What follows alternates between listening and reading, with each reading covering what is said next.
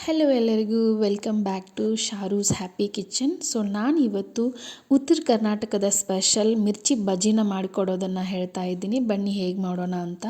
1 ಕಪ್ನಷ್ಟು ನಾನು ಕಡಲೆ ಹಿಟ್ಟನ್ನ ತೊಗೊಂಡಿದ್ದೀನಿ. ಅದಕ್ಕೆ 1 ಟೇಬಲ್ ಸ್ಪೂನಷ್ಟು ಅಕ್ಕಿ ಹಿಟ್ಟು, ಉಪ್ಪು, ಸ್ವಲ್ಪ ಸೋಡಾ ಪುಡಿ ಹಾಗೂ ಜೀರಿಗೆನ ತೊಗೊಂಡಿದ್ದೀನಿ. ನಾನು ಚೆನ್ನಾಗಿ ಕುಟ್ಟಿ ಪುಡಿ ಮಾಡಿರುವಂಥ ಜೀರಿಗೆನ ಹಾಕ್ಕೊಂಡು ಸ್ವಲ್ಪನೇ ನೀರು ಹಾಕ್ಕೊಂಡು ನಾನು ಬಜ್ಜಿ ಹಿಟ್ಟನ್ನು ಅದಕ್ಕೆ ಕಲಿಸ್ಕೊತಾ ಇದ್ದೀನಿ. ನಾನು ನೋಡ್ತಾ ಇರ್ಬೋದು ಇಲ್ಲಿ ನಾನು ಯಾವ ರೀತಿ ಕಲಿಸ್ಕೊತಾ ಇದ್ದೀನಿ ಅಂತ. ಸೊ ಬಜ್ಜಿ ಹಿಟ್ಟನ್ನು ನಾವು ಚೆನ್ನಾಗಿ ಬೀಟ್ ಮಾಡಬೇಕಾಗುತ್ತೆ, ಆವಾಗ ಮಾತ್ರ ಬಜ್ಜಿ ಸಖತ್ತಾಗಿ ಬರುತ್ತೆ. ಸೊ ಇಲ್ಲಿ ನೋಡ್ತಾ ಇರ್ಬೋದು ಇದೇ ರೀತಿ ನೀವು ಕಲಿಸ್ಕೋಬೇಕಾಗುತ್ತೆ. ಹಾಗೆ ನಾನು ಬಜ್ಜಿ ಮಾಡೋದಕ್ಕೆ ಹಸಿಮೆಣಸಿನ್ಕಾಯಿನ ತೊಗೊಂಡಿದ್ದೀನಿ. ನಿಮಗೆ ಎಷ್ಟು ಬೇಕಲ್ಲ ಅಷ್ಟು ಹಸಿಮೆಣಸಿನ್ಕಾಯಿನ ತೊಗೊಂಡು ಅದ್ರ ತುಂಬನ ಕಟ್ ಮಾಡಿ ಮಧ್ಯೆ ಮಧ್ಯೆ ನಾನು ಏನು ಮಾಡ್ತಾಯಿದ್ದೀನಿ, ಸೀಳ್ಕೊತಾ ಇದ್ದೀನಿ. ಯಾಕಂದರೆ ಅದಕ್ಕೆ ನಾವು ಉಪ್ಪು ಮತ್ತು ಜೀರಿಗೆ ಪುಡಿನ ತುಂಬಿದರೆ ಬಜ್ಜಿ ಮಾತ್ರ ಸಖತ್ತಾಗಿ ಬರುತ್ತೆ. ಇಲ್ಲಿ ನೀವು ನೋಡ್ತಾ ಇರ್ಬೋದು ನಾನು ಯಾವ ರೀತಿ ಕಟ್ ಮಾಡಿಕೊಂಡು ಅಲ್ಲಿ ಮಿಡಲ್ನ ಕಟ್ ಮಾಡ್ಕೋತಾ ಇದ್ದೀನಿ. ನೀವು ಕೂಡ ಅದೇ ರೀತಿನ ಮಾಡ್ಕೋಬೇಕು.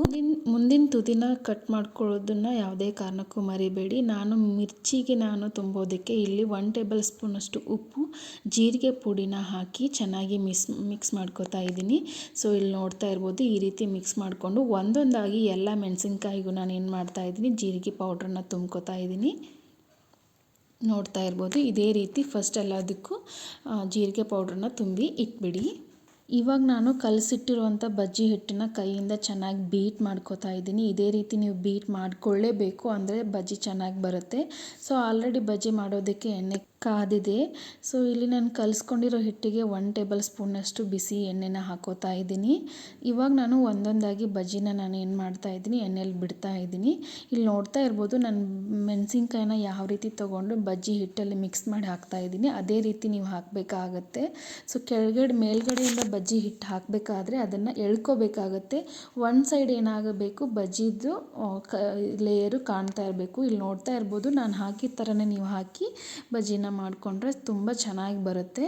ಸೊ ಇದನ್ನು ಮೀಡಿಯಮ್ ಟು ಲೋ ಫ್ಲೇಮಲ್ಲಿ ನಾವು ಒಂದು 2-3 ನಿಮಿಷ ನಾವು ಏನು ಮಾಡಬೇಕಾಗುತ್ತೆ, ಚೆನ್ನಾಗಿ ಫ್ರೈ ಮಾಡ್ಕೋಬೇಕಾಗತ್ತೆ. ಸೊ ಆವಾಗ ಮಾತ್ರ ಬಜ್ಜಿ ಸಖತ್ತಾಗಿ ಬರುತ್ತೆ. ನೋಡ್ತಾ ಇರ್ಬೋದು ಇಲ್ಲಿ ಎಷ್ಟು ಚೆನ್ನಾಗಿ ಗರಿ ಒಳಗಡೆ ಸಾಫ್ಟಾಗಿ ಎಷ್ಟು ಚೆನ್ನಾಗಿ ಬಜ್ಜಿ ಮಾಡಿದ್ದೀನಿ ಅಂತ ಹೇಳಿ. ನೀವು ಇದೇ ರೀತಿ ಮನೇಲಿ ಈ ಥರ ಬಜ್ಜಿ ಮಾಡೋದನ್ನು ಟ್ರೈ ಮಾಡಿ, ಹೇಗೆ ಬಂತು ಅಂತ ಕಾಮೆಂಟ್ ಮಾಡೋದನ್ನು ಮರಿಬೇಡಿ. ಇದು ಸಾಯಂಕಾಲ ಟೀ ಟೈಮಲ್ಲಿ, ಅದು ರೇನಿ ಸೀಸನಲ್ಲಿ ತಿನ್ನೋಕ್ಕೆ ಸಖತ್ತಾಗಿರುತ್ತೆ. Thank you, bye.